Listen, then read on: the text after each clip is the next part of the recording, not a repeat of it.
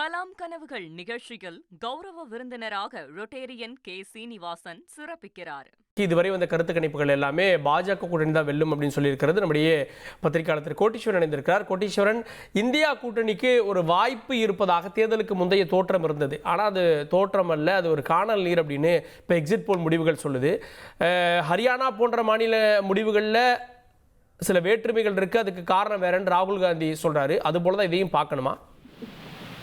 நேயர்களுக்கு வணக்கம். பொதுவாக இந்த கருத்து கணிப்பு இப்ப சமீபமா வரக்கூடிய கருத்து கணிப்பு எல்லாமே பாத்தீங்கன்னா, கருத்து கணிப்பு ஆகட்டும் இல்ல ரிசல்ட் ஆகட்டும், ரெண்டுமே இந்தியா கூட்டணிக்கு காங்கிரஸ்க்கு இருக்கிற கூட்டணிக்கு ஒரு ஒரு சோர்வை தான் கொடுக்குது, மனச்சோர்வை தான் கொடுக்குது. கண்டிப்பா இந்த எக்ஸிட் போல் ரிசல்ட்ஸும் மகாகட்பந்தனுக்கு ஒரு ஒரு சோர்வை தான் கொடுக்கும்.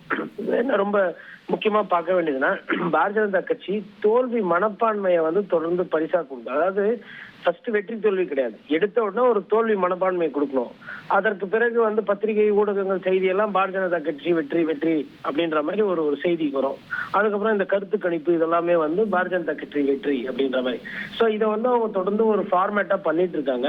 இந்த ஃபார்மேட்லாம் இருந்தா கூட ஜெயிக்க வேண்டிய மாநிலத்தையே சம்டைம்ஸ் தோத்து இருக்கிற காங்கிரஸ் கட்சி பார்த்துருக்கோம். அப்போ இது ஒரு ஒரு ஒரு எந்தவித சேஞ்சும் இல்லாம, எந்தவித இதுல இந்த கருத்து கணிப்புல எந்த விதமான ஒரு எக்ஸைட்மெண்ட்டும் இருக்காது. ஏன்னா இது ரொட்டீனா ஆகி போச்சு. தொடர்ந்து பாரதிய ஜனதா கட்சின்னு ஒரு ஒரு மாநிலத்தில் போய் நிற்போம், அது பிரச்சாரம் பண்ணோம், அதற்கேற்றாற் போல ஊடகங்கள் தங்கள் வெளிச்சத்தை கொடுப்பாங்க, ஒரு சில குற்றச்சாட்டுகள் வரும். காங்கிரஸ் வழக்கம் போல சீட் ஷேரிங்ல அங்க இருக்கக்கூடிய கூட்டணியோட சொதப்பும், பிரச்சாரம் பண்ணாது, ஒரு எழுச்சி கிளர்ச்சியை உருவாக்காது, அப்புறம் தோத்து போவோம். இதுல அதுக்கப்புறம் தேர்தல் முடிஞ்ச உடனே பிஜேபி எவ்வாறு ஜெயிச்சது, இந்த தப்புலாம் இருந்திருக்கு அப்படின்னு சொல்லிட்டு தப்பை கரெக்டா கோடிட்டு காட்டும் காங்கிரஸ் கட்சி. இதை பார்த்து பார்த்து கிட்டத்தட்ட வட இந்தியால பழக்கமாயி போச்சு. இதுல எனக்கு ஒரு பத்திரிகையாளராக பார்த்தா இதுல எதுவும் புதுசா எதுவும் இருக்கிற மாதிரி தெரியல. இல்லை, இப்போ இந்த முடிவுகள் அப்படியே எதிரொலிக்கும்னு நினைக்கிறீங்களா? ஏன்னா இது மாறுதலுக்கு உட்பட்டது அப்படின்லாம் திரு பிரியன் சொல்றாரு இல்லையா? எக்ஸிட் போல் எப்பயுமே தவறா போயிருக்கு, மாறி வந்திருக்கு, அது நமக்கு தெரியாது. பட் என்னன்னா, இந்த எக்ஸிட் போல்ல இருந்து ஆரம்பிச்சு இந்த தேர்தல் நடத்துற முறைகள், இந்த குற்றச்சாட்டுகள், இதுல எல்லாம் ஒரே ஃபார்மேட் இருக்குன்றது பாக்குறோம். ஒவ்வொரு தேர்தலுக்கு முன்னாடி எதனா ஒரு பெரிய அசம்பாவிதம் நடக்கும், ஹெலிகாப்டர்ல எதனா ஆகும், இல்ல குண்டு வெடிக்கும், இல்ல இந்த மாதிரி இதெல்லாம் பார்க்கும்போது நமக்கு இந்த தேர்தல் மேல இருக்கக்கூடிய அந்த நம்பகத்தன்மை, தேர்தல் மேல இருக்கக்கூடிய அந்த ஒரு ஒரு எக்ஸைட்மெண்ட், ஒரு பத்திரிகையாளரா நான் சொல்றேன், தேர்தல்ன்றது ஒரு ஒரு ஒரு மாறி மாறி வர்ற அந்த சமிக்கைகளை நம்ம கடந்த காலத்துல பார்த்திருக்கிறோம்.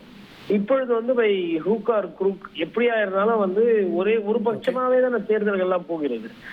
அதுல என்ன தப்பு இருக்கா இல்லையா, அந்த நம்பகத்தன்மை, தேர்தல்ன்ற அந்த ஒரு விஷயத்து மேல இருக்கக்கூடிய நம்பகத்தன்மையே என் போன்றவர்களுக்கு பெரிய இது இல்லை. பட் அதை கேட்கிறாங்கல்ல மக்கள், ஒரு சில கேள்விகள்லாம்.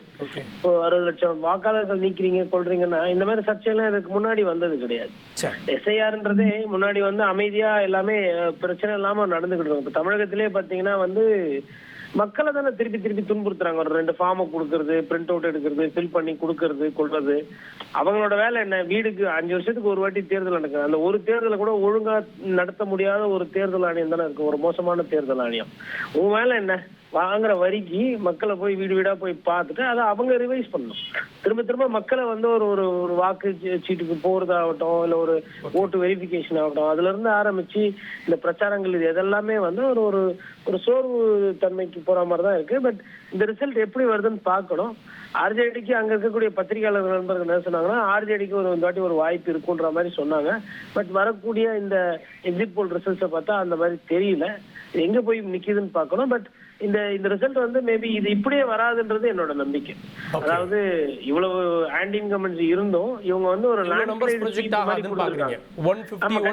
நம்பர் வராது, இந்த மாதிரி நம்பர்லாம் வராது. இதெல்லாம் இதுல உண்மைத்தன்மை எந்த அளவுக்கு இருக்குன்றது நம்ம பார்க்கணும்.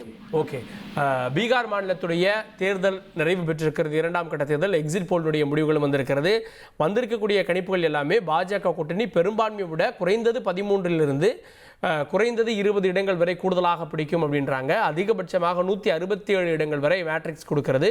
இந்தியா கூட்டணி மீண்டும் இந்த முறை எதிர்க்கட்சி வரிசையில் தான் அமருமா அப்படின்ற கேள்வியும் ஏற்பட்டிருக்கிறது. இதற்கான விடையை 14ஆம் தேதி பொறுத்திருந்து பார்க்க வேண்டும்.